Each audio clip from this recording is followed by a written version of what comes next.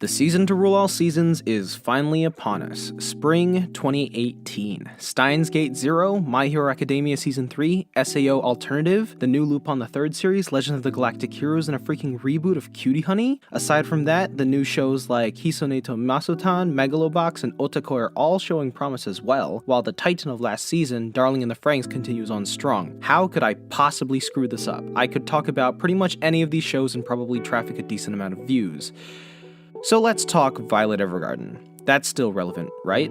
So I acknowledge that I was rather harsh on it when I initially saw the first episode, and I do concede that this is a series that gets better as it goes on. Furthermore, the complaint of overusing filters and the depth of field thing does get substantially better as the show goes on. All of this is to say that I don't think that Violet Evergarden is a bad show. In fact, I'd wager to say that it's actually pretty good. However, it's when people venture into the territory of calling it a masterpiece that they lose me. And no, my complaints don't fall into the camp of, ugh, Violet is such a boring character, all she does is have straight-faced reactions to far more interesting people. I might not be the brightest guy, but I'm not dense. I totally get that she was written this way to allow room for drastic character progression as the show goes on. I get that she tends to play second fiddle to the other leaders of her show's episodes because from a writing standpoint, it makes the most logical sense. Seriously, think about it. How do you make the character progression of an ex-military doll whose personality is that she doesn't have a personality into the overarching narrative of a 13-episode show without making the show itself absolutely boring? Just throw her in with some other people with their own issues and have her vicariously grow through her experiences with these people. That way, the audience gets the satisfaction of seeing the resolution of a story every week, no thanks to Netflix, while also giving the viewer clear indicators of Violet's growth by putting her in similar situations and showing how the way that she reacts to said situations evolves as time goes on. It's nothing too fancy, but it works very well at getting its job done. But therein also lies the problem with the series. The entire series is propped up by the development of one person and moment-to-moment gratification provided by the episodic plots. What this means is that there isn't much going on with Violet Evergarden. The show literally has to introduce a military conflict towards the end to actually set up a satisfying way for the story to,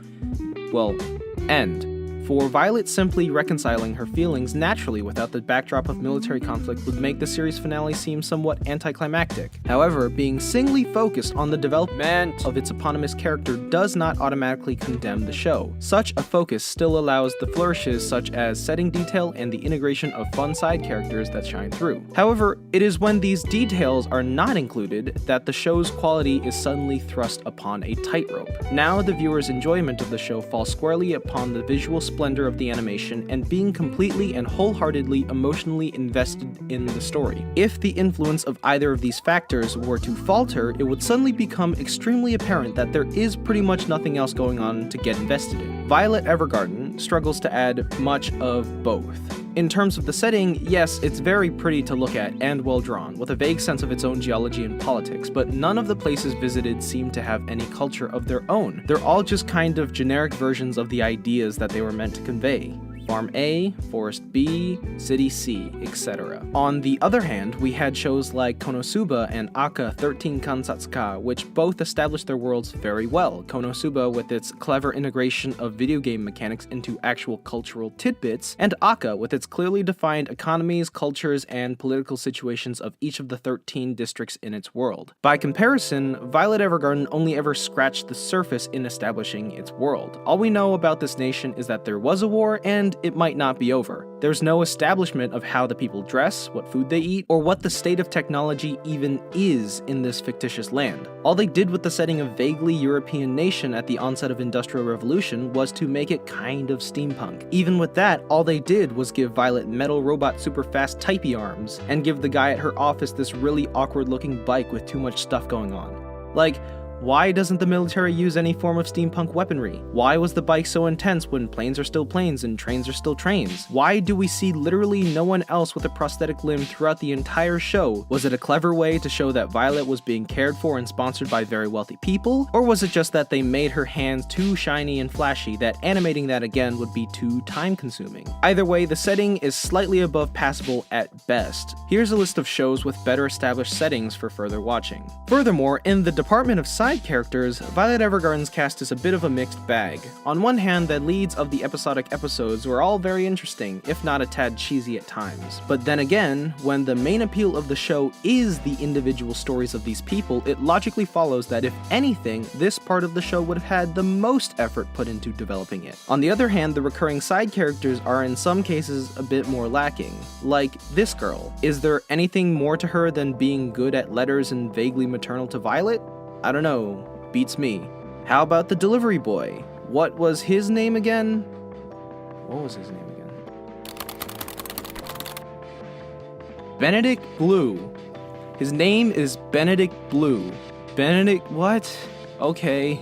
Benedict Blue, what? Stupid name. Why does he look exactly like Atsushi from Bungo Stray? They're all just kind of meh, and don't really matter in the face of the plot of the show. That isn't to say that the show needed it to be successful in telling its story, it's just that in failing to add these additional flourishes, the show simply has less to prop itself up on. Granted, the show does make a good argument for itself to keep the viewer invested on what little is being focused on. KyoAni knows how to get those emotions out of viewers by using nuanced character acting and the appropriately fusey music, often leaning upon the nuclear weapon of BGM, the insert song. After all, this is the same studio that made Clannad and Clannad Afterstory. Yet, all of this is really meant to steer you away from thinking about the other more lacking aspects of the show. Regardless of how mathematically precise the direction and animation of these numerous vignettes are executed, when they all serve to demonstrate the same theme, just with slight changes in flavor, the viewer is eventually just kind of gonna get it. Once that happens, all emotional gut punches delivered to the viewer happen in spite of the circumstances, not because of them. Going back to the show's finale, it is in my opinion where the hollowness of the show really starts to show through, and when it really starts to become apparent just how little is going on with this show. The conclusion needed to feel epic, so that's what the last part of the show went for. Look, she's not killing people in cold blood anymore, even though that was already established in a previous episode. Look, it's that amulet that Lieutenant Borgain, that lieutenant that she cared a lot about gave her, and it's being taken away from her. Look at all of this character development. She's reconciling her relationship with the lieutenant's brother on top of a fast-moving train. Totally haven't seen this setting used before. Wow, look, she's doing the super climactic thing that people with robot parts always do at the dramatic peak of narrative arcs. And there's nothing wrong with that, but if you really look at it, this finale doesn't really introduce anything new.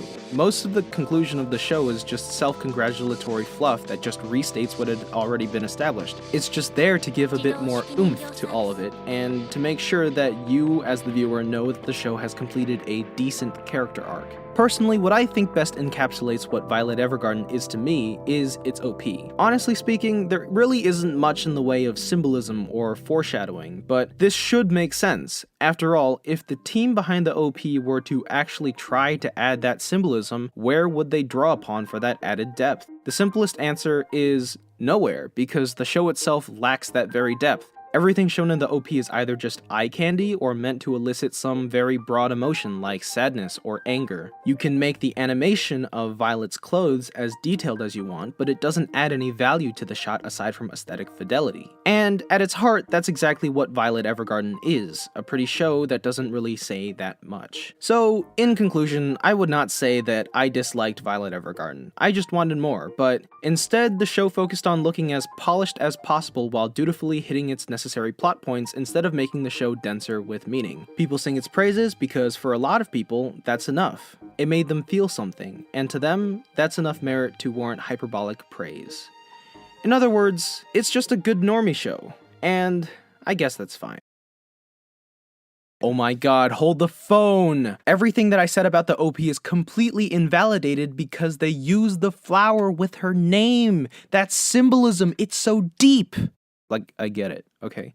I also get, like, the power of words, but once again, yeah, everything, like, all of Violet's development is her realizing the importance of this one theme. There's nothing besides that, you know? So, like, I'm not saying it doesn't say anything, it's just saying that one thing. Hopefully that clears stuff up. Anyway, I've been away for a while because school is time consuming and I've been busy and I don't know when the next video will be out, but hopefully it does indeed come out. Hopefully you noticed the change in audio because I finally got that mic. Hopefully it was good. I don't know. Thanks for watching the video. I hope you enjoyed it, and you have a nice day.